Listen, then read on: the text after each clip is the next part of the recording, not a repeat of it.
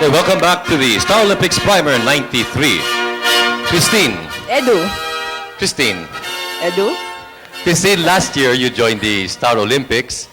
Anong masasabi mong pinaka-memorable moments mo sa games? Madami, Tulad ng? Siyempre, like, the opening ceremonies is always so memorable. And the intensity of all the athletes playing. You think naman, the artistas, when they get into something, nako, we're going to play to win. Di ba? Oo, iba Diba? talaga That you know. felt that Andun intense. yung intensity intensity. Not only that, but even if you have the intensity, they still enjoy what they're doing. The comical relief. Oo, Nagpapatawa lahat sila, so pati yung mga fans nag-enjoy. Yun ang pinaka-importanteng bagay talaga. So sa malit salita, you really had a very good time last year. Of course. Fun all the way. Meeting new people you've never talked to but seen on TV before, and then you start to get to know each other. So you build a lot of friends. That's true. Marami rin akong naging kaibigan sa Star Olympics. Ikaw, did you join last year? No, last year, actually, I prepared for 9 months training. 9 months, 9 months for the Star Olympics. I trained sa teachers camp sa Baguio with the Philippine team. Sikat mo naman, Philippine team With ng the ano? Philippine- Anong sport? Bilyar. Bilyar. Yeah, but then apparently I was overqualified, so You're overqualified for what event? tug of war. Tug of war, from billiard to tug of war? To tug of war. So Mga hindi ako kalito ko naman sinama yan last doon. year. I don't know, I guess medyo na-threaten sila. This year naman, do they feel threatened or did you only train for 2 months? No, this year nakiusap ako sa kanila kung pwede ako isama. Nag-beg ka. Oo, Please. pumayag naman sila. Okay. Today, siguro at this point, maganda siguro if we, let's reminisce for a short while, no? Let's bring everybody back 1 year ago to the year 1992 sa Star Olympics, for them to see moments that I'm sure will bring back lots of what you were saying, of good memories. Yes. And of course, this will all come back to you via a special MTV prepared for all of you. So let's watch this.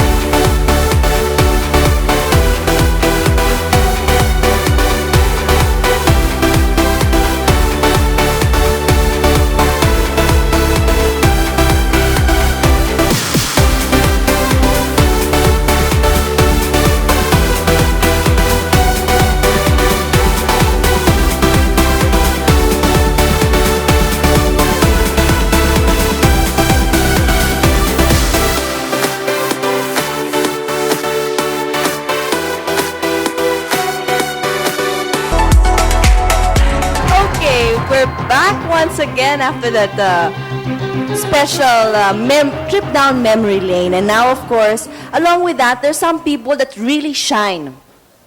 True. I mean, we're not talking about nag-shine ng sapatos. Hindi. Ibig sabihin yung talagang... Nag-excel. Nag-excel. Nag-excel Yeah. talaga. And we have one of those person with us. Yes, good evening. Wala pang introduction. Masyado Mamaya na, ano. Bilis, Teka. bilis na. May intro pa dito. Siya po ang 92 Sportsman of the Year. Hindi lang yan, pero fastest male swimmer pa yan. Hindi, kung hindi. Racket mo yan eh. Racket ko ba yan? O, sige, basahin mo na lang. Oh. Si Go ahead. Devin Villarama. Yes, good evening everyone. Chris and Eddie. Well, to give them a lowdown, why don't you tell us yung mga napanalunan ni Devin last Okay. year? He won the gold medal sa 100-meter freestyle, silver medal sa 100-meter dash, tracks yun, ha? Silver medal sa 4x100-meter relay for men, a silver medal for the 8x50-meter relay mixed. So this year, are you going to join the same events, Devin, to defend your title? Well, actually, I'm not so sure because baka iba-iba na events this year. We Ay, try to have more of fun games and events other than less of competitiveness. You know? So bale this year, ano namang events ang sasalin mo? Well, I think I'm gonna participate in the 100-meter dash again. Baka this time, baka makachambe. The relay, swimming, and basketball this time. Yep, basketball speak. What team will you be playing for? Oh, Eddie, I guess, ano yung tawag mo doon? Winning team kanina? Well, sabi nga nila, this is the white team. Mga kaibigan, ang white team ho ang hinuhulaang will run away with most of the awards this year. Dapat neutral ka dito. Neutral naman ako eh. Nagsasabi lang ako ng totoo. Ganun ba yun? Ang white Facts team, lang yan, facts apparently, lang. well, yung iba kasi, mga non-believers, pero the winning team this year. Paring Devin, meron ka bang naramdaman mga pressures bilang defending champion? No, actually not. I'm just out here to enjoy. That's why, Enjoy. yeah, wala naman akong You don't really pressure. look for kung sinong malakas sa track event o sa swimming no, event o of course sa not. Of basketball. course not. Not at all. So wala kang nakita magiging mabigat na kalaban? Mabigat na kalaban. Yeah. Siguro kung tumakbo ka, Edu, baka mabigat kalaban, kaso na magkakampi tayo. Yun nga. Well, Hindi no, but pwede then, yun, ah. I guess that's like we were saying, it's all fun and games because sa narinig nga namin, the blue, green, and red team have resigned to second, third, and fourth place already. Direk, pwede ba to? So, we're, yung malakas ang potential ng team. Okay. Teka. Dapat ako magtatanong dito eh. Kasi masyado kang one-sided, Yeah, Edu buti eh. pa, buti pa. Diba, Hindi Dennis? naman. What did you do to prepare yourself for this game? Did you do anything different from last year or same training? Well, this year's a lot different because I haven't trained at all. Because medyo little bit busy. But I've been practicing basketball, so yun pa lang. But I get to run naman sometimes. So mainly basketball na lang. Yeah, ang, that's all I've been and the training others for for. fun na lang, for old time's sake. Actually, everything's for fun. That's True. why I'm not really pressured to work out too much. Okay. Yeah. And well, I'm sure a lot of your fans and friends and everybody will be looking forward to seeing you hopefully excel again this year, Devin. Mga kaibigan, we'll be back with more of my training secrets pagkatapos ng ilang paalala. We'll be right back. Okay, we are back and welcome again para po for the benefit of the late tuners o dun sa mga ngayon lang nagkaroon ng ilaw. Welcome back to the Star Olympics Primer and with us today are mula sa kaliwa, ang coordinator ng Protex Blue basketball team, si Patrick Guzman. Yes, Butch Nap, good evening po sa inyo lahat. Blue team, number 1. Edu, kapal ang mukha mo, ha? Sorry, Edu, the white team have disqualified kasi Edu naka-steroids. Confirmed na yun. Okay. So, white, Katabi ni Patrick, ang relay champion last year. He's now a member of the Photo Go Red, Bimbo Cerudo. Yes, good evening, Butch, Nap. Good evening sa inyo lahat. Actually, sinungaling ho lang yung blue team. Yung red team ho talaga ang number 1 dahil ginigit na ako ng dalawang coordinators ng blue team ngayon, ang hari nitong Star Olympics, ang red team. Okay. At siyempre, katabi ni Bimbo ay ang coordinator ng Protex Blue volleyball team, Jean Garcia. Yes, good evening po sa inyong lahat. Kung sinasabi nila na white team last year talaga champion, this year blue team, I think. Yeah, I'm blue sure of talaga. that. Oo. humahangin dito sa loob ng studio. At siyempre, ang coordinator ng Tide Ultra White Volleyball Team, Beverly Verhel. Good evening ho sa inyo lahat, pero totoo yung sabi ni Edu, number 1 ang white team. Yung iba, nananaginip lang, dream sequence. Dapat tuloy mo na bago Okay. tayo mag-upakan dito. Kala ko walang aircon pero ang lamig-lamig. We have also last year's Sportsman of the Year and now a member of the Tide Ultra White team who happens also to be the coordinator of track and field, Devin Villarama. Yes, good evening, channel viewers. Siguro naman, talagang magiging champion this year's white team. Also because we have the last word because Ed is your host tonight. And the coordinator of the Fun Games, Miss Jackie Aquino. Magandang gabi po sa inyong lahat. Kasama ko rin po si Manjo Del Mundo sa coordinators ng Fun Games. Ano ibig sabihin ng coordinator? Kayo ang tagapamahala. Yun na nga, tagabigay ng uniforms and then yung magtatawag rin sa mga Players. kung sino man gusto sumali Parang sa group Fun leader. Games. Yes. Okay, we also have the coordinator of the Snaku Green Volleyball team, Miss Omi Austria. Good evening sa inyong lahat. Huwag ko kayo papaniwala sa mga pinagsasabi nila. Mga nakahitik lang ho yung mga yan. And the coordinator of the Photogo Red Volleyball team, napakadaling na-develop. Kay Michael Temesa, si Gina Alahar. Magandang gabi ho sa inyong lahat, mga kaibigan. Katulad ho na sinabi ni Ami, medyo lumalamig lang ho dito sa studio. Huwag ho kayong maniniwala sa mga sinabi ng mga naunang coordinators. Totoo ho yan. Napakarami kong nakikitang t-shirt ng Bizarre. Bakit puro Bizarre ang mga t-shirts niyo? Ewan ko, siguro libre yan. Libre to eh. So, ang dami pinamigay ni Victor bawal So. sa akin eh. Pero maganda naman yung mga t-shirt. Pero maganda. Okay. Siyempre, naka-blue eh. Bakit na wala si Beverly? Okay, Patrick. Patrick, anong Yes. events ka kasali? Basketball, track and field, sana fun games. Ayoko swimming kasi tumataba ako. Ayaw mo ng swimming, mataba ka. Depende. Ilan lengths yan? How far? 50 meters. 50 meters. I don't know. Basta basketball, track and field, tsaka fun games. Okay. Beverly, may sinasabi ka sa akin kanina. Ano yun? Hindi, sabi ko, tanongin mo kay Patrick, baka naman this year, alam mo na yung ibig sabihin ng handa, takbo. Ayun, alam ko na. Alam ko na, Bev. Thank you. Hindi ba alam ni Patrick yung lahat? Kailangan pa i-translate? Akala niya English, yung ready, get set, go. Kaya Yan. sinabing handa, takbo. Tumingin pa siyang gano'n. Bakit niya? Nagtatakbo na lahat. At saka siya tumakbo. I didn't hear him eh. Kasi maraming... Kasi Eh, bakit Tagalog. nga naman may nagka-translate ngayon? Huwag ka na magrason. Ibig sabihin, hindi ka lang talaga marunong magtagalog. No. Ngayon, alam mo na ang ibig sabihin Alam ko ng na, handa, yes. takbo. Kuya, sobra naman, isang taon na He had 1 year to learn. Oo. Handa, takbo lang. Handa, takbo. Alam mo na yun ngayon, 1 year. Pero ako yun, mga 5 years ko matututunan yun. Handa, takbo. Huwag mong kakalabanin yan. Ka-team ko yan. At hindi mo na lang, hindi mo naintindihan kasi sabihan ka nilang bingi. Ako dati. Hindi, let's turn serious naman ngayon, no? Ano ba talagang, Hindi trabaho ba ng... seryoso kanina? Oo nga eh. Seryoso na kanina. Okay. Hindi, akala mo mga serious actors and actresses to, no? Hindi, ano ba talagang trabaho ng coordinator, Bale? Ano ang pinakamasakit ng ulo ng coordinator, Bale? O sinong unang iiyak dyan? Ako na sasagot dyan. Pinakamasakit na trabaho ng coordinator siguro, tawagan lahat ng mga players. Meron ba matigas ang ulo? Hindi mo Ewan ko, masasabi kasi kung maraming sino. ano eh. Hindi mo naman kung sino Name ang names. matigas eh. Name names? Ewan ko. You Hindi ko cannot masabi eh. yun. Alam mo kung bakit? Kasi hindi mo rin masasabi dahil may mga oras na busy sila. Siyempre, hindi mo naman pwedeng kalabanin yung trabaho pag tumawag yung trabaho, di ba? Hindi naman pwedeng pagpalit ng participant yung trabaho sa pagpa-practice. Akala ka ba nag-cooperate ng mga guilds? Hindi, pero pag wala naman trabaho, pag libre naman, asahan mo naman, nandun naman silang lahat. Kaya lang, meron din mga problema na tinatawag-tawagan mo, hindi naman sumisipot, pero hindi rin nagre-return call sa'yo. So, hindi mo alam kung sasali o hindi. Yun palagay ko ang pinaka-sakit ng ulo kasi you're left, you don't know where you are. Ano ba? Nasaan ba? Sasali ka ba o hindi? Has it come to a point na nagkapikunan na? Oo. Napikunan. Oo, madalas yan. Madalas. Sumasagot ka daw. Madalas Nag-aagawa ng mga napikunan. players kung sino yung mga magagaling pinag-aagawa ng mga coordinators. Exactly.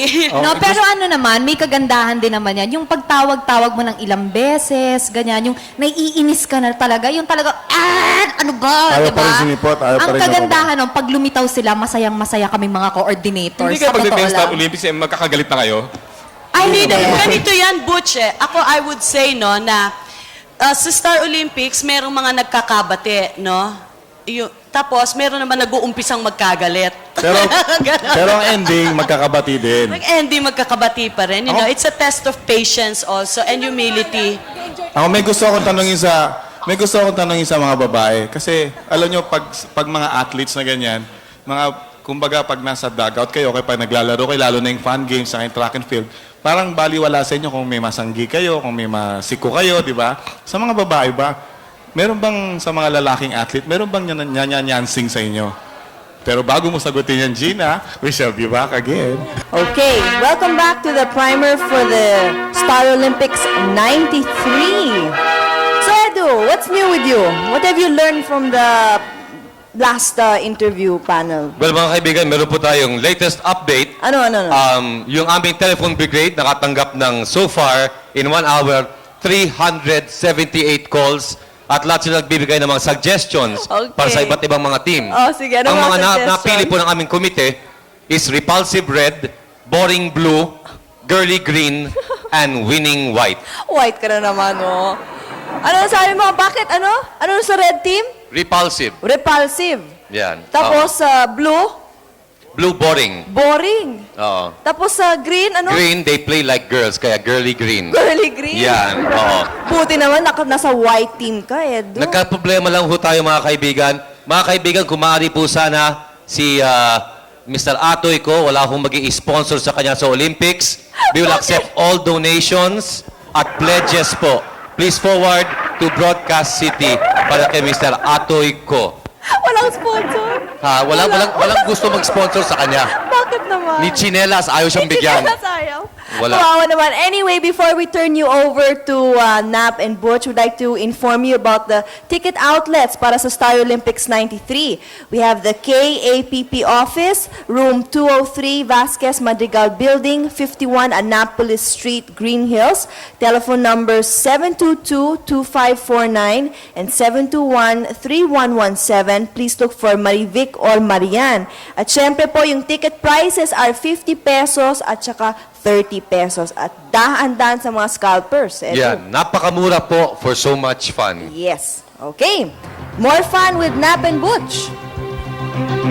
Okay, we're back. And we have some more guests. We're flooded with so much guests, kaya dyan lang ko kayo, huwag kayong alis. Okay, mula sa kaliwa ulit.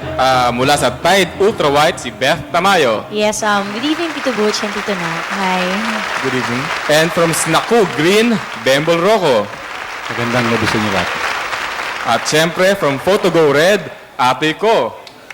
Magandang gabi po sa inyong lahat. At nagpapasalamat ako kay Edu Manzano dahil meron na pang sponsor ngayon po.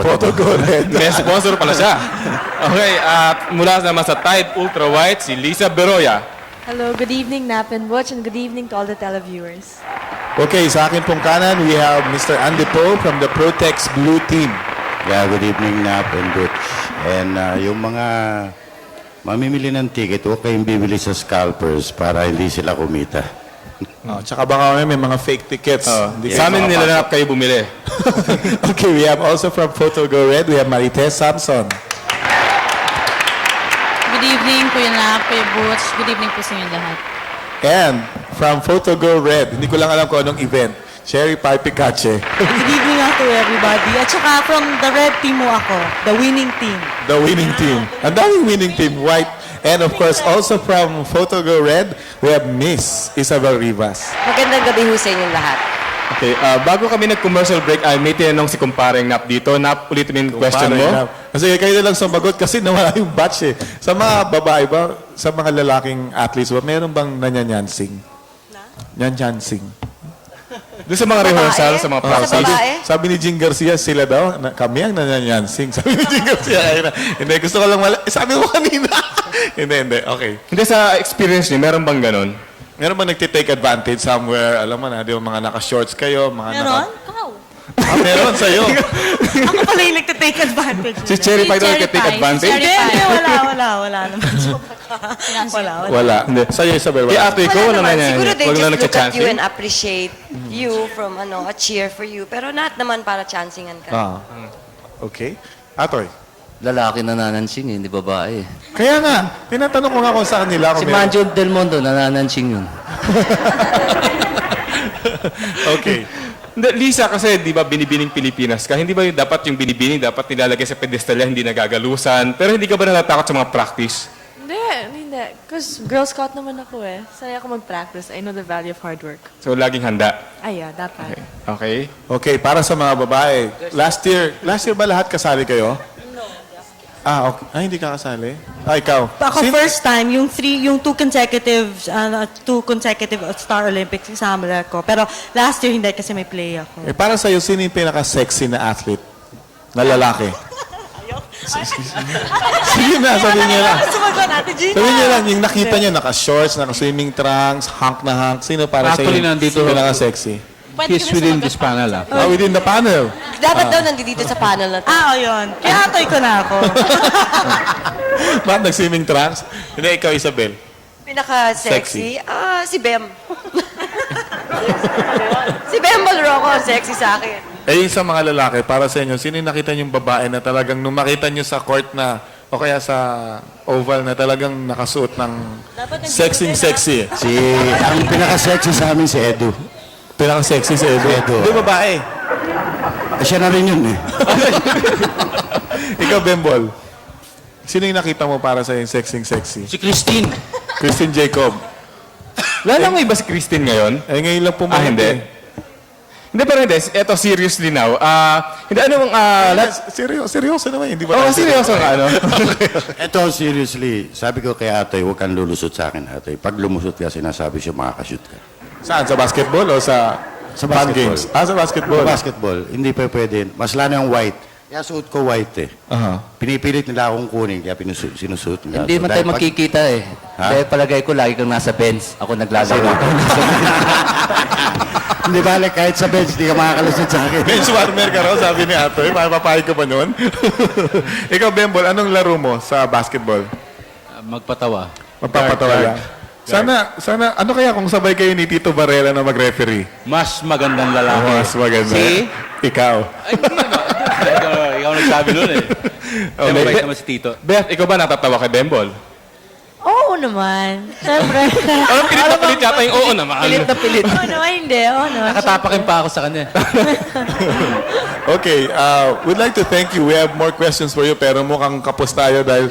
sige, mag-imbita na lang muna kayo. Hindi, babatiin nyo lang yung mga coach eh. Babatiin lang namin yung coach namin. Okay. Si Mandy, si Amsi, at saka si Milo, the Siga family. The Siga. Yung mga anak nila, Siga. Good evening. Saka, yung sinasabi nilang yung white ang winning team. Yeah, hindi Palagay totoo ko, yun, mali eh. Mali. Ngayon pa lang, mas marami tayong red, no? Di ba? Oo. Kaya palagay At kong saka red ang lahat yan winning will, team. everybody will try. Doon sa mga fans, huwag po natin kalilimutan sa 22 saka sa 29.